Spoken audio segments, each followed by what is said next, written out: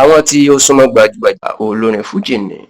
Alhaji Wasiu Alabi Ọdẹ́tọ́lá, ẹni tí ó gbáyé mọ̀ sí Pasuma Wonder tàbí ọ̀gá ńlá fújì tàbí ànábì lọ́mọlé. Àwọn tó súnmọ́ Pasuma àwọn ti jẹ́ kí tẹlifíṣàn Yorùbá Tòótọ́ mọ̀ pé bó tilẹ̀ jẹ́ pé ó ti dáríjì gbajúgbajà olórin fújì ilẹ̀ Ìbàdàn ní èèyàn Alhaji Táyé Àkàndé Adébísí, tó sì jẹ́ pé àjọṣepọ̀ àwọn méjèèjì wọ́n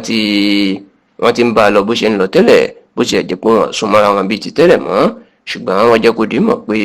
inú Pasuma Wonder kò dùn sí Taye Currency lórí ọ̀rọ̀ tó ṣẹ̀ṣẹ̀ sọ nípa ilé tó kọ́ ní agbègbè Bamako Estate ní Òjòdú Bẹ́gà ní ìpínlẹ̀ Èkó, èyí tó jẹ́ pé ó ti ń bí àwọn olólùfẹ́ Pasuma kan nínú tó fi di pé wọ́n ti ń sọ̀kò ọ̀rọ̀ ránṣẹ́ sí Taye Currency báyìí. Kì í ṣe ìròyìn mọ́ pé láti ọdún tó kọjá ní nǹkan bí oṣù kẹjọ ọdún tó kọjá ní èdè àìyedè ńlá ló bẹ̀rẹ̀ láàrin Taye Currency àti Pasuma, tí wọ́n àjọṣepọ̀ wọn dàbí bàbá àtọmọ àti ọ̀gá sí ọmọṣẹ́, tó sì jẹ́ wípé nítorí pé Taye Currency jẹ́ kó di mọ̀ pé Pasuma kì í ṣe bàbá òun, ọ̀gá àti ẹ̀gbọ́n lásán ló jẹ́ fóun, bẹ́ẹ̀ ló ní òun ò kọ́ṣẹ́ lábẹ́, tó sì jẹ́ kó di mọ̀ wípé bí wọ́n bá ń pe òun lọ́mọ Pasuma nítorí pé òun kọrin àbóhùn ṣe bí Pasuma, oníṣẹ́bí Pasuma òun náà ń ṣe bí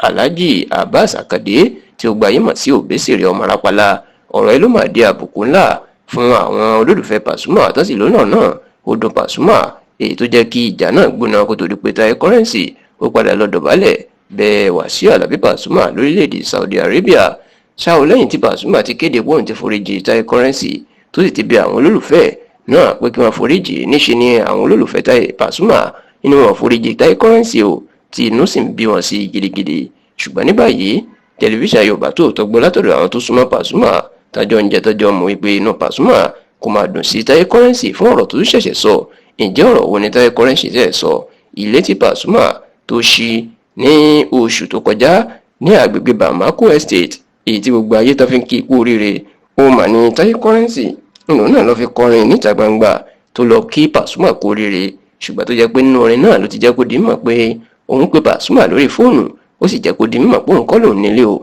wípé ìyá òun olóògbé Kọ̀díjà Ọdẹ́tọ́lá tí ó gbáyé mọ̀ sí ìyàwó ànábì ìlò òun kọ́ ilé náà fún, àti pé ilé náà ti wà tẹ́lẹ̀, àwọn kan tàn kọ́ ni. Ọ̀pọ̀ èèyàn ni lórí ọ̀rọ̀ ẹbí àbùkù wípé bí ìgbà pé Taye Currency fẹ́ràn máa yẹ̀yẹ́ Pasuma wípé kò